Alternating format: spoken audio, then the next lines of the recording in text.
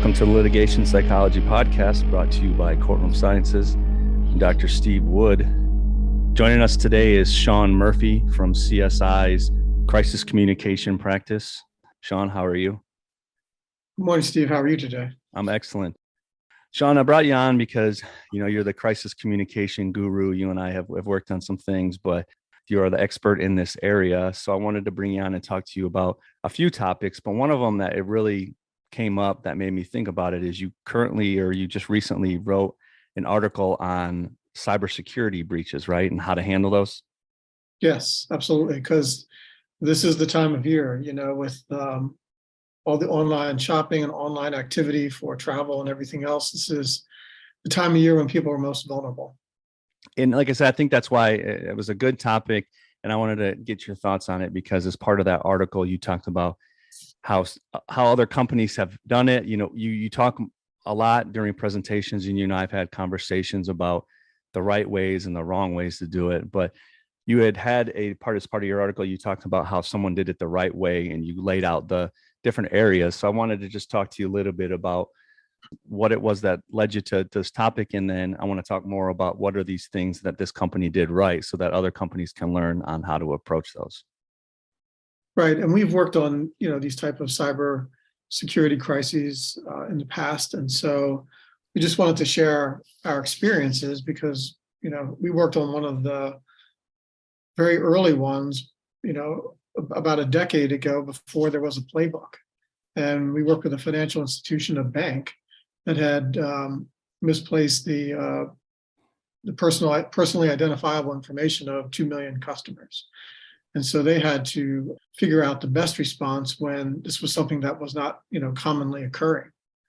And, they did I think there were 6 steps that they took that helped them navigate the crisis and also, make sure they had the right outcome for their customers and ultimately maintain their reputation and probably, I would say, enhance their reputation because of the way they handled it.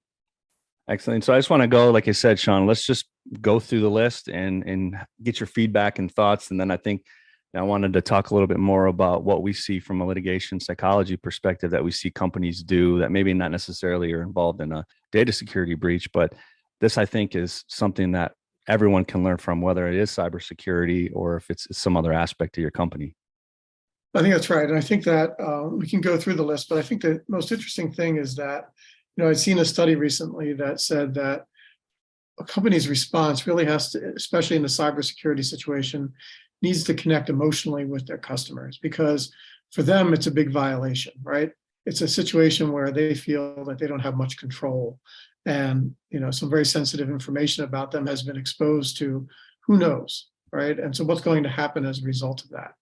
And so, you're talking about something that's very technical on the one end, but how critical it is that companies who are victims of cybersecurity incidents remember that they're dealing with people, right? That the solution may be technical, identifying what happened and dealing with it may be technical, but the messaging has to relate to people and the effects that it's having on them as human beings, especially if you're a consumer company. But even if you're a B2B company, what effects is this having on your customers?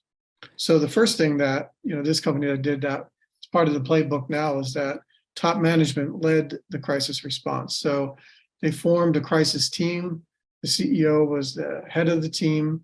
COO ran the day-to-day operations, and they had every department, every vital department represented on that team. So whether it was legal, customer service, sales, whatever stakeholder groups are going to be impacted by what occurred were in that or part of that team, and they were all tasked with specific duties to address the crisis.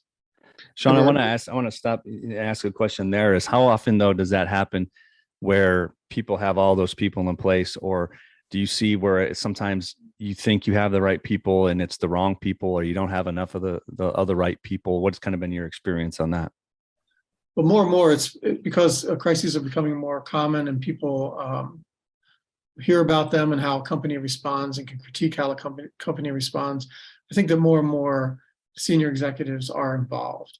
I think what's probably missing is the preparation up front, that you should already have a crisis team set up to go, no matter what kind of crisis you encounter.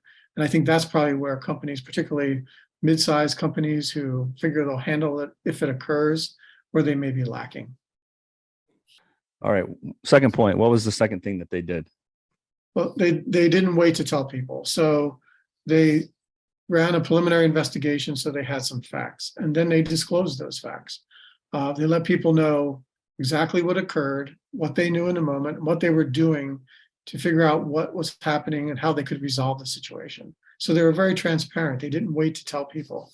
And I think that you see a lot of times today, companies waiting literally years to disclose that they had some sort of cyber breach, and then having to enter into these, settlements and agreements in part because they just didn't tell people. So imagine finding out a couple of years later that your data was breached, and the solution to that is, well, you're now part of this massive settlement group, right? Yeah. What about knowing in the moment and knowing that I need to, maybe protect my identity and protect my credit, do all sorts of things that I might be able to do if I had just known. And that's the whole thing, like you said, I think from a consumer's perspective is, like you said, already feeling violated that your stuff was breached, but then also feeling violated that it was essentially hid from you, right? It's almost like the company was saying, hey, let's hope we can handle this without anybody knowing. And then when it finally gets out, then it looks like either you're trying to cover it up or you're trying to pull one over on the consumer. Absolutely. Or they're underplaying it. One of the most famous, at least recent case studies is of a toy company that, was a startup, and they had these bears where you could record conversations with your children, the parents, and these conversations were stored in the cloud, and there wasn't a lot of great security around that the company put in place, so anyone could listen to them. And so that's just kind of creepy. And their first response was just not to tell people. Then the second response was to downplay it and say things like, well, change your password. And then ultimately, that company, because it was a startup, not a big company that had the resources, ultimately wound up closing down. So it really is critical for the people that you're dealing with that they know what's going on, that they know what you're doing to address the issue, and that they get help with resources to take care of themselves in that situation. And I think that's another thing that we see as well, not only just in cybersecurity, but just in a lot of litigation that we do, is where you might have some internal documents, or you might have some early complaints, whether it be a product defect or that something where the company knew about it and then they let it go for a few times and then thought they could, like you said, fix it or that nobody would know. But then imagine from a juror's perspective what it looks like when it says company knew about this problem for 5 years and didn't actually make a fix. And then it wasn't until someone was seriously injured that then they started looking at it. You could imagine how that plays out in front of a jury about the concept and a theme that we typically see from plaintiff's counsel is what they knew and when they knew it. And if the company knew about it for a long time and didn't do anything, I think it really makes it difficult on the defense perspective to try to address that, because then to your point, it looks like you were downplaying or you were trying to hide it. Absolutely. And that I think is the biggest mistake that companies make. Part of it might be that they think that these things are so commonplace that people become numb to it. Maybe if it's somebody else, but I think that if you're the individual who's been affected, you're not numb to it. Exactly. And I actually had one, you and I have had this conversation where I had my accountant for my taxes had a data breach. And then, when I found out about it, like you said, you're not numb to it. And I had to do all of the credit reporting and all that type of stuff. But at the same time, it's hard from a consumer's perspective to rebuild your trust in that organization, even though they're doing things in steps, but it's a matter of how you feel violated and whether or not you feel confident in how they responded. Yes. I mean, it's interesting because you have these smaller businesses and they all say, well, don't worry because it's secure. And then you read, how the federal government, who you think will have the most sophisticated cyber defenses, is, routinely breached. Is that really a great platform to stand on? Don't worry, it's secure. Exactly. All right. So number 3, what was the third thing they did? They designated a really effective spokesperson. So in this case, it was the person who headed the division where the consumers were affected, and he was a customer himself. So he knew how all of his customers would feel because his information was potentially out there just like theirs. Now, I also have to say that he admitted, look, I'm a finance person. I'm not accustomed to media interviews or talking with people about these kinds of things. And so he was very accepting of spokesperson training, and says to this day that it was, critical for him to be able to kind of look outward and put himself in the shoes of his customer and talk about the situation in terms that really resonated with them. And he just did an excellent job of connecting with people, talking internally with his team and the employees in that business unit, helping pull everyone together and figure out the best path forward, but also making sure that everyone was acting in the best interest of the customers. And then the way that he was able to participate, he made himself available, right, for forums with the employees, for media interviews. He was very accessible. So providing updates as they learned things. He's somebody who did it absolutely right. And if you kind of met him on the first round, you would think, well, he might not be the best spokesperson, but no, he made the commitment to become that. And it took him about a day to learn some of the great techniques for being a spokesperson, and he embraced them, and they became part of his, management training from that day forward. He was a much more effective communicator. So it had a benefit beyond the crisis for him and for everyone who worked with him. And I think one of the things I've heard you talk about before is that you talk about being having a credible spokesperson. I think there needs to be some thought behind that, as you would argue that they'll put the CEO up there because the CEO is the most knowledgeable, but maybe the CEO isn't the most personable individual. So I think, can you speak to that a little bit about having some thought behind it, that just because someone is in a CEO position and they might not be personal, doesn't make them the best spokesperson, where you might have someone who's maybe not as knowledgeable on a certain topic, but has the ability to be credible and to show empathy, and that they're easier to get into a position where you can train them and have them be the spokesperson versus necessarily the CEO. Yeah, I mean, there's this knee-jerk reaction from people that says that the CEO needs to be the spokesperson in a crisis. Well, I mean, ultimately, yes, I think that's probably true, but you want your CEO associated with solutions and not problems. So you want them to be the person who speaks when you're prepared to talk about what occurred, what you're doing, and how you're fixing things. You want really levels of spokespeople. You need some people who can deal with the media on a day-to-day basis, right?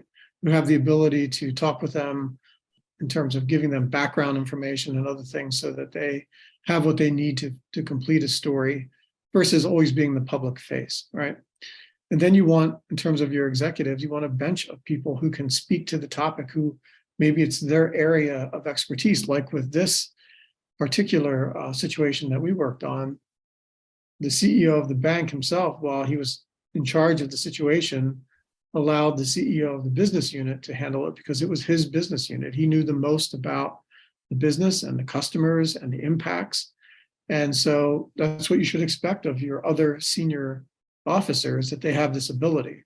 So yeah, ultimately you do want your CEO to stand up for your organization and speak for it. But ideally, that's when solutions are at hand, or when it's necessary for them to express the commitment of the full organization.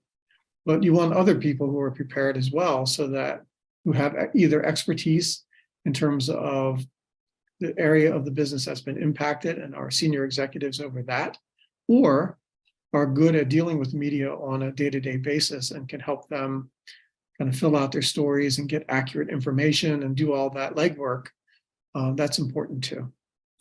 I think that's a good point to bring up too, just from a litigation generally perspective. We see the same thing with attorneys, that sometimes attorneys don't do as good a job in building rapport with jurors, or they're really good at other areas of the case, but they might not be the best at building rapport. They might not have the most likable personality, or be as approachable, and that sometimes you need someone else in certain aspects of the case, whether it be talking about damages or whether it be talking about other more sensitive topics of the case, that you might need someone who has that more personable approach, who has that ability to build rapport. So like I said, they might not be the most senior attorney, but they have that skill set to be able to address jurors in a way that maybe others can't. So it's about planning and understanding how your team and strengths around you can help build the message as well.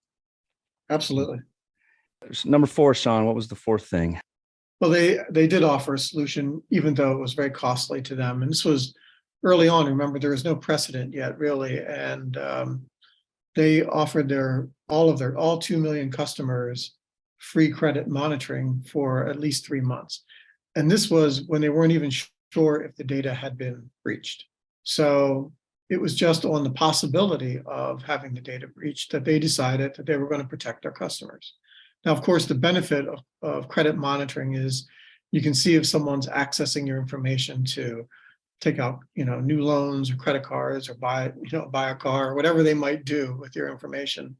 And they wanted to make sure this is a bank. They wanted to make sure they protected their customers. And so they did. And even when they discovered that the data was not breached, they still let the customers keep the free credit monitoring, in part because of what they had been through in terms of having to be concerned that it might have been breached. So, they acted foremost with the best interest of their customers in mind. And it wasn't about dollars and cents for them. It was about protecting the customer's financial security. And as a result, they were able to protect their own reputation. They acted. So, in a cybersecurity situation, can you imagine a situation where you have less control? So how do you put control back in? Because that's the violation, right? That's the emotional tear. How do you put control back in the hands of the consumer? Well, in this case, it was, well, you'll be able to see if somebody's actively using this data right now. And they were willing to extend the credit monitoring if indeed the data had been breached, but it hadn't. So nonetheless, they kept it in place. I think that's wise. How many times have we all heard about, or the whole idea of profits over safety, or the fact that companies are essentially trying to protect their bottom line, and that it's the consumer. Essentially, they're protecting their bottom line on the backs of the consumers. Like you said, talk about feeling violated, where you feel like the big bad corporation doesn't care about you, the little guy, and that they're more worried about protecting their money than they are about protecting you. So I think it comes as a fresh solution and something that people can get behind when a company actually does that, even though it could work against their best interests. And I think from the credibility literature, what better way to build credibility than when you're doing something that's against essentially your best interest, and it helps individuals see that you actually care. Absolutely. I think that is what makes a huge difference. Are you more concerned about your own bottom line, or are you going to show some concern about the impact on the people that you count on, as the livelihood for your business? Don't see that enough. And I can tell you, in any sort of litigation, if you get some sort of email or something where someone mentions let's just pay the litigation costs rather than fixing the problem, there's few things probably that are as damning as that when it comes to litigation. All right, Sean, what was number 5 that they did? Well, they never played the blame game. And that's really critical. In this case, it was not the bank itself that had caused the problem. It was one of their vendors. But never did you hear that it was the vendor's fault or them pointing fingers and trying to deflect responsibility. Their view was, well, it's our vendor. And this is our process, and this is how we chose to do business. So it's our responsibility. And so you never heard that it's somebody else's fault. And I think that's reassuring, particularly when you're dealing with any kind of customer, whether it's a B2B customer or the consumer, that there's somebody who's going to stand up and say, we are the ones who are going to handle this, right? Makes a huge difference. And so they maintained their relationship with the vendor because it was necessary that they continue to work closely together to figure out what happened and resolve the issue. But to do that in the back channel, right? Not be dragging it all into the public. They already took responsibility, so the public knew that the bank was going to be responsible. So what was critical, though, to them was that they and their vendor actually resolved the issue. And that was less likely to happen if it was going to turn into some big public spat between them. So they avoided that. Yeah, I think, like you said, no, in a situation like that, no one wants to see finger pointing, and I think it does more harm than good. Then it's one of those situations, at least from my perspective, that I tend to look at in my own personal life is let's not worry about who's at fault. I mean, we can't go back and unring a bell that's already occurred. Let's figure out about how to move forward rather than spend a bunch of time saying, well, it wasn't my fault, it was your fault. And then, like you said, finger pointing at other individuals to try to get yourself out of a sticky situation. But from the outsider's perspective, it just makes things worse, right? Yeah, because it's all about focusing on the problem instead of on solutions, and it doesn't help anybody. And so, you know, for people who are have been impacted by this level of violation, it's really critical to know that somebody's in charge of getting it resolved, and they're not just going to, try to play it off or deflect it, that they're actually doing things to fix it. And so it's who is the responsible party here? And there's a difference between accepting blame and accepting responsibility, right? When you accept responsibility, you're saying that we will take actions to fix this and make sure it never happens again. And that's what's really critical in a crisis. That's what people want to know. And they want to know the specific things that you're doing about it. That's one of the key tenets of any kind of crisis response, but particularly in a cyber situation when you're dealing with people's privacy. All right. Last number 6, Sean, what was it that they did? Well, the last thing they did was they actually changed the way that they handled their customer data. So, and they told people that. So they were never vulnerable to that kind of data breach again. And, already before the crisis occurred, they had begun to explore, modernizing their processes. And they used the crisis as an impetus to get that done. So, crises, good things can come from crises when you learn a lesson, or when you have kind of bring something to the forefront that you thought, maybe you could take some more time to deal with. They put resources to it, and they fixed the problem so it would never occur again. And they told their customers exactly how and what they did with regard to that. I think that's interesting too, because we see in a lot of other cases as well, where you have these kind of subsequent remedial measures where a problem exists and then they fix it. But a lot of times jurors will hold it against the company for the problem even existing in the first place.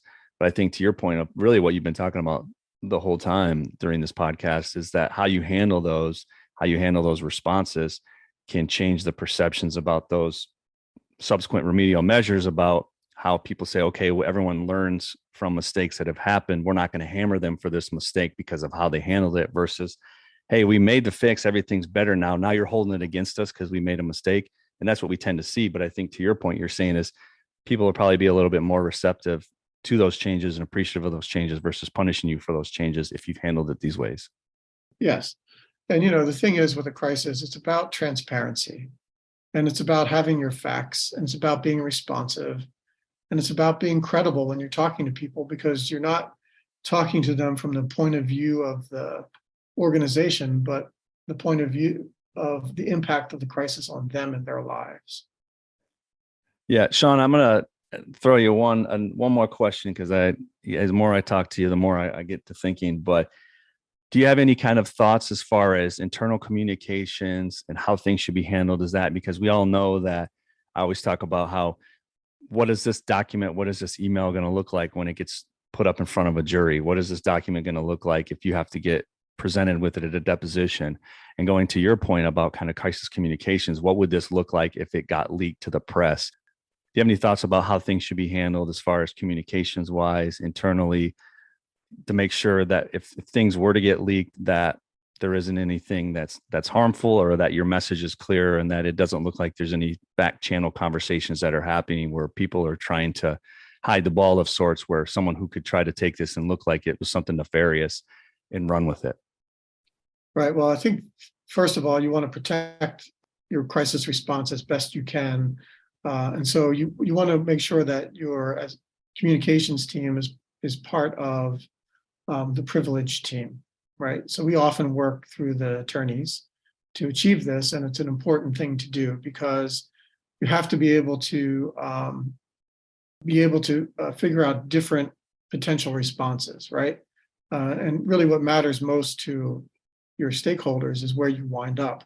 But there has to be room for, clear conversations in the background about what has occurred and what needs to be done. People should be very cautious about the things that they record, because as you say, ultimately it can all wind up in public domain. And so you need to think about that when you're writing a text or writing a memo. And it helps to have that point of view as we're trying to resolve this and we're trying to act in the best interest of our stakeholders. That's a good filter to use when you're trying to write, when you're writing things down, right? But otherwise, and in terms of, internal communications, there's the crisis team and the, clarity in which they have to communicate with each other. Then there's communicating with your organization, because remember, people have platforms nowadays through social media, and if they're not restricted from posting about the company, they may be providing accidentally or on purpose misinformation about the company and its crisis response.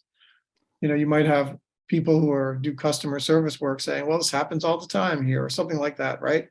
And so it's important for companies to have policies, social media policies, as part of their crisis planning for what their employees can or cannot say about the company in those platforms. It's a critical thing and it's a fair thing because, it's part of your employment policies, right? The employees need to be very clear about what those policies are, and the company needs to make them clear. I think that another part of it is, how much advanced planning do you do? And that's a critical thing. And if you've done it, particularly in cybersecurity, think about how cybersecurity has changed just in recent years.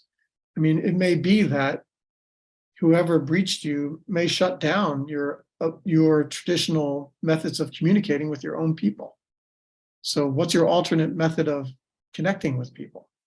That should be part of your physical crisis response plan, but also it's critical to the communications planning, because what if you can't get your messages out? Is there an alternate route that you plan? So what responsible companies do, and what makes them better at crises, is that they plan ahead. They do some advanced scenario planning. They figure out what are the likely scenarios here, given us, who we are, how we operate, our business, our industry. Then they kind of articulate that crisis, what might occur, and prepare some preliminary communication materials, right? In case it happens and you're not scrambling to figure out how to respond, you've got the basis of a response. Then they conduct simulations, particularly with cybersecurity. It's critical because of what might happen in terms of physical infrastructure, that you be prepared. And also that you have access to operational details that will be critical to things like, as you're suggesting, future litigation. It's like, what are the regulations and the requirements in each of the jurisdictions where your company operates? Are there obligations you have to communicate in terms of a cybersecurity situation? So, the internal communications, including among the crisis team, are much sharper if it's something that you've done before, right? And you don't want the crisis to be the first time that you're doing it. So preparation, planning, simulation, particularly in cybersecurity, is absolutely critical these days because of the impact of a breach potentially on even your ability to communicate. Yeah, I think those are all great points, Sean. I think we talk on the podcast all the time too: preparation. And I think your point's well taken, because I think there's probably not as much focus on it, in that people think this won't happen to me, or it only happens to large companies, so the preparation's not there, or the thought's not there. But I think you have hit the nail on the head as far as getting other people to think, whether it's a small or a medium company, that these things could happen to you as well, and that it's not the big companies that are necessarily everyone's going after, right? That's right. It's the companies that are most vulnerable. And so they're the ones who maybe don't have the technical staff or the resources to, have the highest end of security systems. And they're the ones that are most vulnerable. And also, you saw there were some studies released earlier this year about how even small to mid-sized companies because they're part of larger supply chains, are so much more vulnerable, and they can impact the much larger companies if they're somehow taken out, right? Yeah. We saw that this research at the World Economic Forum that was released that talked about how critically important it is for small and mid-sized companies to recognize their vulnerabilities and make similar kinds of preparations in terms of planning to respond to cybersecurity scenarios. Well, that's excellent, Sean. I appreciate it. I always appreciate you coming on and talking more. I always learn so much from you about things I necessarily not even thinking about, but obviously are very pertinent to our job, litigation psychology, and just general. So I appreciate you coming on and talking about that. My pleasure as always, Steve. Thank you for having me on. And I think this is all important information for companies to think about. When you think about cybersecurity, you as a company may feel like may feel too big to you, but if you do the right amount of planning and preparation, you can really get your hands around it, your arms around it. Yeah, and let's hope some companies don't have to have dealing with any communications or crises, but I would recommend small, medium, and large companies reach out to Sean to get the plan moving so that you don't have to worry about it, as he said, after the fact. So once again, thanks, Sean. This has been another edition of the Litigation Psychology Podcast brought to you by Courtroom Sciences.